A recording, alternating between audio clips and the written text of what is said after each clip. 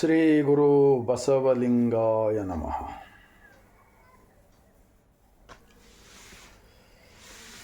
ಧರ್ಮಗುರು, ವಿಶ್ವಗುರು, ಜಗಜ್ಯೋತಿ ಕ್ರಾಂತಿಯೋಗಿ ಮಹಾತ್ಮ ಬಸವಣ್ಣನವರನ್ನು,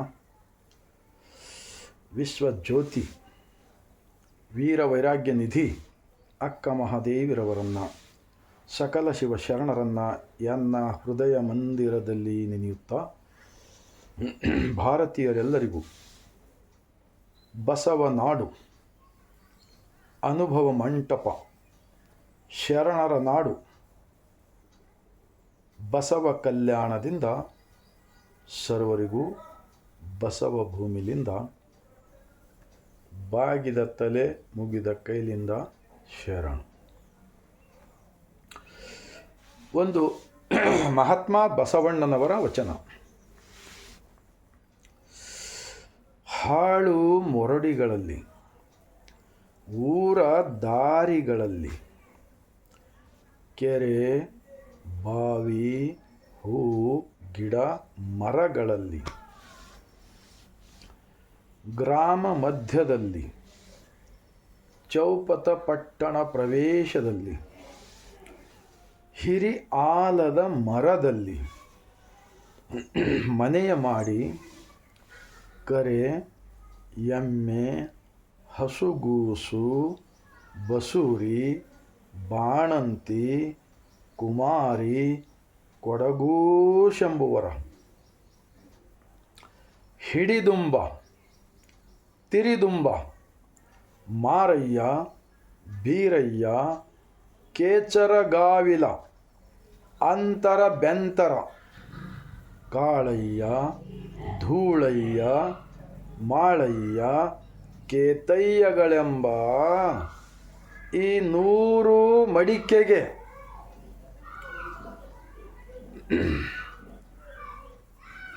ಈ 100 ಮಡಿಕೆಗೆ ನಮ್ಮ ಕೂಡಲ ಸಂಗಮ ದೇವನೆಂಬ ಒಂದೇ ದಡಿ ಸಾಲದೆ, ಒಂದೇ ದಡಿ ಸಾಲದೆ. ನಮ್ಮ ಕೂಡಲ ಸಂಗಮ ದೇವಂಗೆ ಶರಣೆಂಬುವುದು ಒಂದೇ ದಡಿ ಸಾಲದೆ, ಒಂದೇ ದಡಿ ಸಾಲದೆ. महात्मा बसवण्णा जी का इस वचन का भावार्थ क्या है?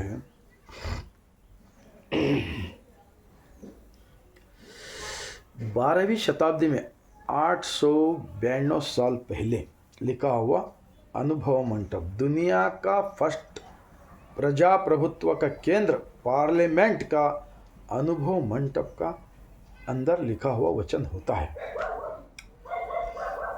इस वचन का भावार्थ क्या होता है? जो इस देश के अंदर हजारों भगवान बनाकर, हजारों जात बनाकर, लोगों को गुलाम बनाकर रखा गया है, ये मालूम पड़ता है इस वचन के अंदर. तो बसवण्णा जी क्या कहा? ये सारे जो मानव निर्मित पाखंडवाद, अंधविश्वास, इसको उखाड़ के फेंकने के लिए ब्रह्मांड का लांछन इष्टलिंग दिया. इष्टलिंगा मतलब जैसे कि शादी होने के बाद में औरत के गले में मंगल सूत्र बांधने के बाद में उनको मर्द एक ही होता है, मर्द को औरत एक ही होता है. वैसा ही महात्मा बसवण्णा जी ने 12वीं शताब्दी के अंदर लिंगा आयत धर्म स्थापन किया. 25,000 वचन अभी भी मिला है. 25,000 वचन के अंदर कम से कम 22,000 वचन के अंदर लिंगा लिंगा लिंगा बोल के लिखा है. लिंगा के मतलब ये ब्रह्मांड का जो बड़ा मंदिर बगैर पिल्लर का, इस मंदिर के अंदर सवेरे एक सूरज आता है, शाम को एक चांद आता है. और ये धरती, ये पाताल, ये हवा, ये आसमान, ये सितारे, चांद सितारे सब एक ही भगवान के अंदर में चल रहा है. ये दिखाया है विज्ञान का, वैज्ञानिक का जो बसवा कल्याण के अनुभव मंडप के अंदर महात्मा बसवण्णा जी। इसीलिए हम कहते हैं जो भी ये अज्ञानता का कचरा जो निकालने का कोशिश करके सक्सेस हुए 12वीं शताब्दी में हमारे शरणों में, अभी आज की तारीख में जो लिंगा आयत बसवण्णा जी स्थापित धर्म है। कुछ लोग क्या कहते हैं, वीरशैव लिंगायत दोनों एक ही होता है, ये दोनों एक ही होता है। कुछ लोग बोलते हैं हिंदू लिंगायत, ऐसा। तो इनका मकसद क्या है, ये 33 करोड़, ये हजारों जात, ये हजारों भगवान, ऐसा ही हमारा पैर के नीचे रहना, गुलाम बनकर रहना, इन्हों ज्ञानी नहीं होना, विचारवंत नहीं होना, इनका टारगेट एक होता है। तो बसवा कल्याण के अंदर आप सब लोग देखे होंगे, अभी बाजू में हमारा पड़ोस में बेलूरा गांव है, उस गांव के अंदर सिद्धरामेश्वर जी का एक मंदिर है, बसवेश्वर का एक मंदिर है। वो दोनों मंदिर बनाने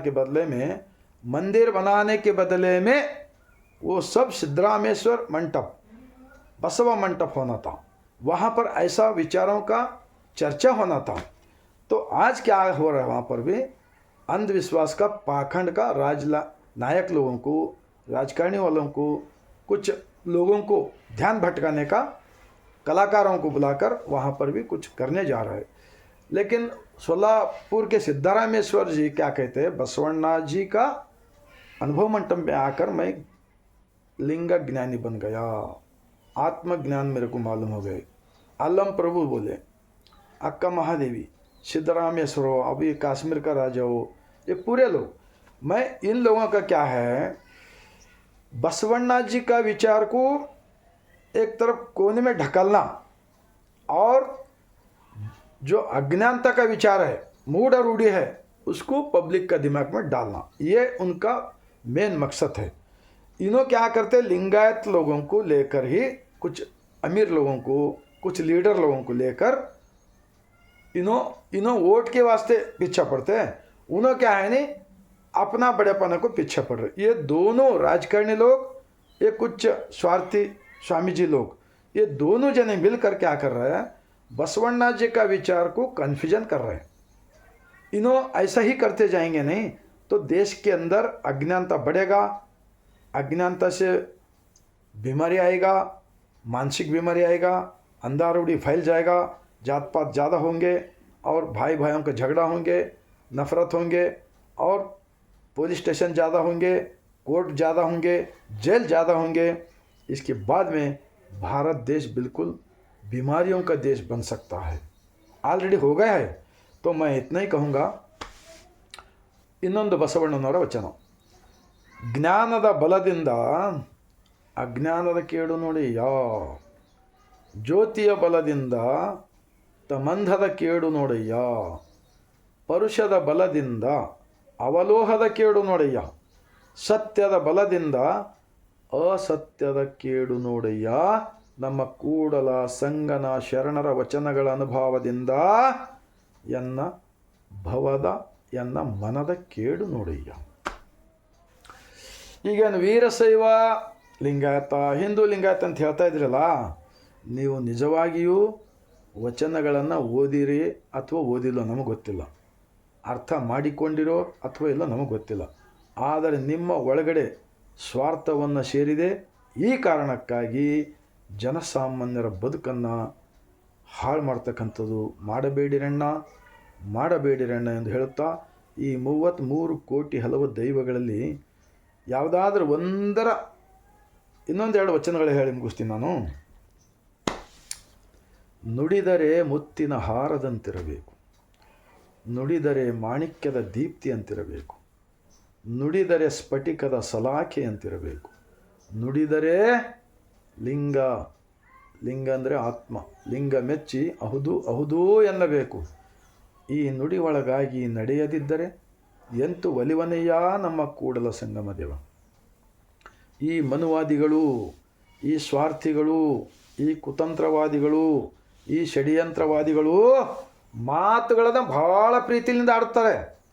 ಆದರೆ ಕೊನೆಯದಾಗಿ ಮನಮೆಚ್ಚಿ ಬದುಕುವ ಲಿಂಗ ಆಯತ ಧರ್ಮದ ಬಸವಣ್ಣನ ಸ್ಥಾಪಿಸಿದ ಲಿಂಗಾಯತ ಧರ್ಮದ ವಿಚಾರಗಳನ್ನು ಬಸವಣ್ಣನವರನ್ನು ಧರ್ಮಗುರು ಅಂಥೇಳಿ ಧರ್ಮಗ್ರಂಥ ಲಿಂಗಾಯತ ಧರ್ಮಗ್ರಂಥ ವಚನಗಳೇ ಅಂಥೇಳಿ ಹೇಳಿದಾಗೆ ಮಾತ್ರ ನಿಮ್ಮ ಆತ್ಮಕ್ಕೆ ಶಾಂತಿ ಸಿಗುತ್ತದೆ, ಸಮಾಜದಲ್ಲಿ ಒಂದು ಒಳ್ಳೆಯ ವಾತಾವರಣ ನಿರ್ಮಾಣವಾಗುತ್ತದೆ. ಇದನ್ನು ಹೇಳಿರಣ್ಣ ತಮ್ಮನ್ನೇ ಮೆರೆಸ್ಕೋತಾ ಇದ್ರಲ್ಲ. ಆದ್ದರಿಂದ ಇವತ್ತು ಜನಗಳಿಗೆಲ್ಲ ಕುರಿಗಳನ್ನಾಗಿ ಮಾಡಿಬಿಡ್ತಾರೆ, ಕುರಿಗಳು. ಇನ್ನೊಂದು ಅಲ್ಲಮ ಪ್ರಭುರವರ ವಚನ, ಅಘವಣಿ, ಪತ್ರಿ, ಪುಷ್ಪ, ಧೂಪ, ದೀಪ, ಆರತಿ ನಿವಾಳಿಯಲ್ಲಿ ಪೂಜಿಸಿ ಪೂಜಿಸಿ ಪೂಜಿಸಿ ಬಳಲುತ್ತಿದ್ದಾರೆ ನೋಡಯ್ಯ. ಏನೆಂದರಿಯರು ಎಂತೆಂದರಿಯರು, ಜನ ಮರುಳು ಜಾತ್ರೆ ಮರುಳು ಎಂಬಂತೆ ಎಲ್ಲರೂ ಪೂಜಿಸಿ ಏನನ್ನೂ ಕಾಣದೆ ಲಯವಾಗಿ ಹೋದರು ಗುಹೇಶ್ವರ, ಲಯವಾಗಿ ಹೋದರು ಗುಹೇಶ್ವರ. ಏನರ್ಥ ಆಗುತ್ತದೆ? ನಾನೊಬ್ಬ ಸಾಮಾನ್ಯ ವ್ಯಕ್ತಿಗೆ ಈ ವಚನಗಳನ್ನು ಅರ್ಥ ಆಗ್ತಾ ಇವೆಯಲ್ಲ, ಕನ್ನಡದ ವಚನಗಳು. ನೀವು ಸಂಸ್ಕೃತದಲ್ಲಿ ಹೇಳಿ ಜನರಿಗೆ ಮರಳು ಮಾಡಿದ್ರಿ. ಬಸವಣ್ಣನವರು ನಿಮ್ಮ ಮರಳು ಮಾಡ್ತಕ್ಕಂಥದ್ದನ್ನು ಕಂಡು ಅಕ್ಷರ ಬರಲಾರದವರೆಲ್ಲರಿಗೂ, ದುಡಿಯುವ ವರ್ಗದವರು, ಉತ್ಪಾದಕ ವರ್ಗದವರಿಗೆ ಕನ್ನಡವನ್ನು ಕಲಿಸಿ, ಕನ್ನಡದಲ್ಲಿ ನಾವು ದಿನನಿತ್ಯ ಆಡುವ ಭಾಷೆಯಲ್ಲಿ ವಚನಗಳನ್ನು ಬರೆದರಲ್ಲಪ್ಪ. ಯಾಕೆ ಅರ್ಥವಾಗ್ತಾ ಇಲ್ಲ? ಅಥವಾ ಅರ್ಥವಾದರೂ ಕೂಡ ನಾಟಕ ಮಾಡ್ತಕ್ಕಂಥದ್ದು ಒಂದು ನೋಡ್ತಾ ಇದ್ದೀವಲ್ಲ, ಇದು ನಿಜವಾಗಿರ್ತಕ್ಕಂಥ ಆತ್ಮವಂಚಕರಾಗುತ್ತೀರಿ, ದೇಶದ್ರೋಹಿಗಳಾಗುತ್ತೀರಿ, ರಾಷ್ಟ್ರ ದ್ರೋಹಿಗಳಾಗುತ್ತೀರಿ. ಒಂದು ವೇಳೆ ಈ ಸಮಾನತೆಯ ಧರ್ಮ ಬಸವಣ್ಣನವರು ಸ್ಥಾಪಿಸಿದ ಸಕಲ ಜೀವಾತ್ಮರಿಗೆ ಲೇಸನ್ನೇ ಬಯಸುವ ಧರ್ಮ ಒಂದು ವೇಳೆ ನೀವು ಗೊತ್ತಿದ್ದರೂ ಕೂಡ ಏನು ಕಲಬೆರಕೆ ಮಾಡಿ ಏನೆಲ್ಲ ಮಿಸ್ಟಿಕ್ ತಮಗೆ ಹೇಗೆ ಬಂತು ಹಾಗೆ ವಚನಗಳನ್ನು ಉಪಯೋಗ ಮಾಡ್ಕೋತಾ ಇದ್ದೀರಲ್ಲ, ಇದು ಎಲ್ಲರೂ ಕೂಡ ಆತ್ಮವಂಚನೆಯ ಕೆಲಸ ಆಗುತ್ತದೆ. ನೀವು ತಿಳಿದವರಿದ್ದಿರಿ, ನೀವು ಜ್ಞಾನಿಗಳಿದ್ದಿರಿ, ಅನುಭವಿಗಳಿದ್ದಿರಿ.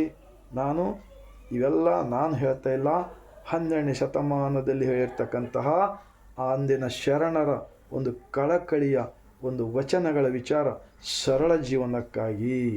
ಇದು ಬಡವರ ಧರ್ಮ, ಇದು ದುಡಿಯುವ ವರ್ಗದವರ ಧರ್ಮ, ಇದು ಜನರಿಗೆ ಕೆಳಗೆ ಬಿದ್ದವರಿಗೆ ಮೇಲೆ ಎತ್ತಿ ತನ್ನಂತೆ ಮಾಡಿಕೊಳ್ಳುವ ಧರ್ಮ ಇದೆಯಲ್ಲ. ನೀವು ದೊಡ್ಡ ದೊಡ್ಡ ಕುರ್ಚಿಗಳ ಮೇಲೆ ಕುಳಿತು ಬಂದವರಿಂದ ಕಾಲು ಬೀಳ್ಸ್ಕೊತಿರಲ್ಲಪ್ಪ. ನಮ್ಮ ಬಸವಣ್ಣನವರು ಹರಳಯ್ಯನವರು ಮತ್ತು ದಂಪತಿಯವರ ಪತ್ನಿ ಇಬ್ಬರು ಕೂಡಿ ಬಸವಣ್ಣನವರು ಅವರ ಪಾದದ ಕಾಲಿನ ಚರ್ಮದಿಂದ ತೆಗೆದು ಪಾದರಕ್ಷೆ ಮಾಡಿ ಬಸವಣ್ಣನಿಗೆ ಕೊಡ್ತಕ್ಕಂಥದ್ದು ಒಯ್ದಾಗ ಬಸವಣ್ಣನವರು ತಲೆ ಮೇಲಿನ ಇಟ್ಕೊಂಡ್ರಲ್ಲಪ್ಪ, ಈ ಸಮಾಜಕ್ಕೆ ನೀವು ಅಂಥ ಅನ್ಯಾಯ ಮಾಡ್ತಾಯಿದ್ರಿ. ನಾನು ಕೂಡ 26 ವರ್ಷಗಳ ಹಿಂದೆ ವಚನಗಳನ್ನು ಓದಿಲ್ಲ. ನೀವು ಹೇಗೆ ಹೇಳಿದಾಗ ನಾವು ದುಡ್ಡು ಹಾಳು ಮಾಡ್ಕೊಂಡಿದ್ದೀವಿ, ದೇವರು ಅಂಥೇಳಿ. ನಿಮ್ಮ ಅಜ್ಞಾನದ ಆಚರಣೆಯಿಂದ ದೇಶಕ್ಕೆ ಬಹಳ ದೊಡ್ಡ ಹಾನಿ ಆಗಲಿದೆ.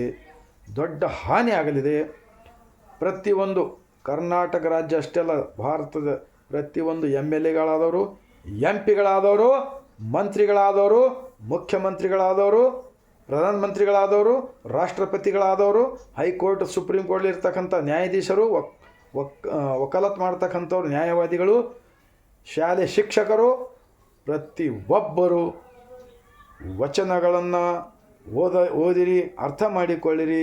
ಈ ದೇಶದಲ್ಲಿರ್ತಕ್ಕಂಥ ಈ ಬಡತನ, ಈ ನಿರುದ್ಯೋಗ, ಈ ಅನಾರೋಗ್ಯ ಎಲ್ಲವನ್ನು ತಪ್ಪಿಸಿ ಆರೋಗ್ಯವಂತ ಮಾನವರನ್ನಾಗಿ ಮಾಡಲು ಬರುತ್ತದೆ.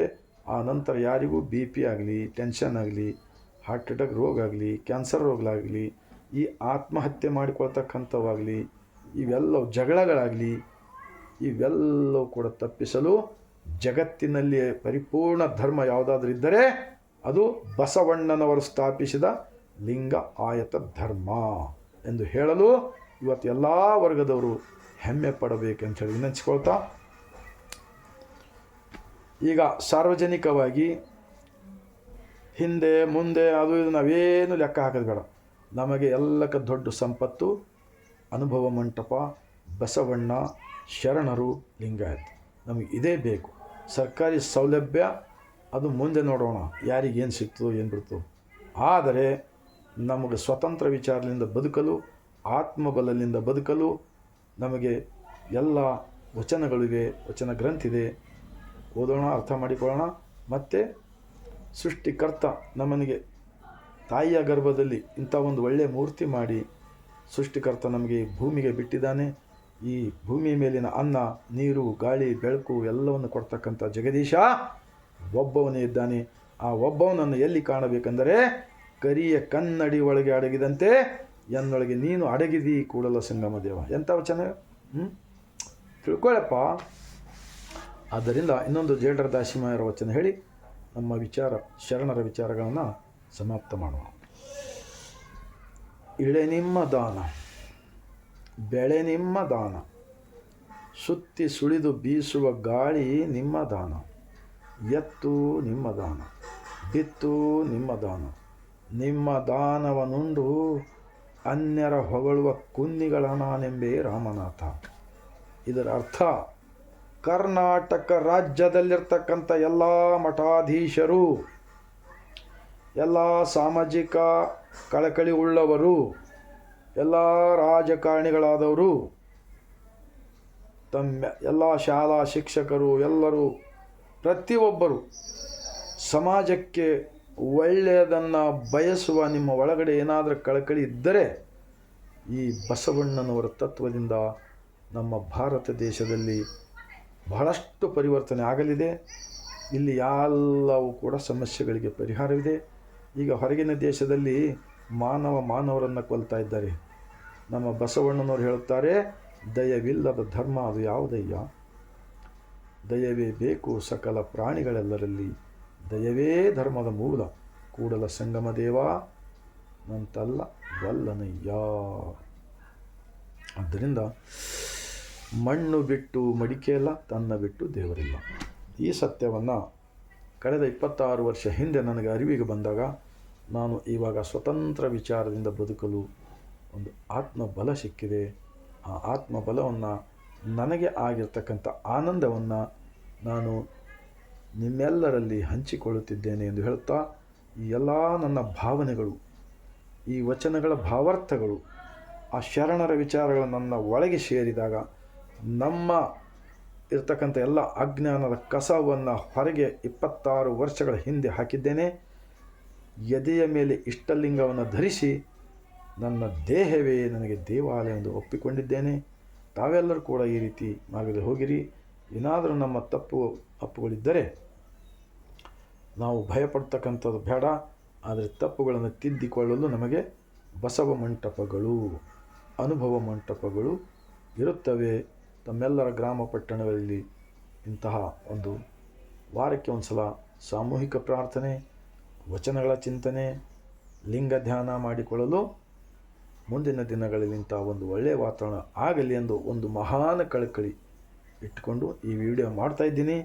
ತಮ್ಮೆಲ್ಲರ ಹೃದಯಕ್ಕೆ ತಟ್ಟಿದೆ. ಆದರೆ ನಿಮ್ಮ ಹತ್ತಿರ ಮೊಬೈಲ್ಗಳಿರ್ತಕ್ಕಂಥ ಎಷ್ಟು ಜನ ಇರ್ತಾರೆ ಅವರೆಲ್ಲರಿಗೂ ಕಳಿಸಿಕೊಡಿ. ಪಾಪ ಅವರಿಗೆಂದು ಒಳ್ಳೆಯದಾಗ್ತದೆ. ಮತ್ತು ಭಾರತ ದೇಶದಲ್ಲಿರ್ತಕ್ಕಂಥ 150 ಕೋಟಿ ಜನರ ಮನೆ ಮತ್ತು ಮನೆಗಳಿಗೆ ತಲುಪುವ ಕಾರ್ಯ ಆಗಲಿ. ಈ ಅಜ್ಞಾನದ ಕಸವನ್ನು ಈ ದೇವರು ಧರ್ಮದ ಹೆಸರು ಮೇಲೆ ಏನು ಹಾಕ್ತಾ ಇದ್ದೀರಲ್ಲ, ಇವರು ಯಾರು ಕೂಡ ಇವರಿಗೆ ಜನರ ಮೇಲೆ ಪ್ರೀತಿ ಒಂದು ವೇಳೆ ಬೇಕಂದರೆ ಈ ಕ್ಷಣದಲ್ಲಿಯೇ ಅದೆಲ್ಲ ಬಿಟ್ಕೊಟ್ಟು ಬಸವಾದಿ ಶರಣರ ವಿಚಾರಗಳಿಗೆ ಶರಣಾಗೋಣ ಎಂದು ಹೇಳ್ತಾ, ತಮ್ಮೆಲ್ಲರಿಗೂ ಮತ್ತೊಮ್ಮೆ ಕೊನೆಯದಾಗಿ ಬಸವ ನಾಡಿನಿಂದ ಸರ್ವರಿಗೂ ಬಾಗಿದ ತಲೆ ಮುಗಿದ ಕೈಲಿಂದ ಶರಣು.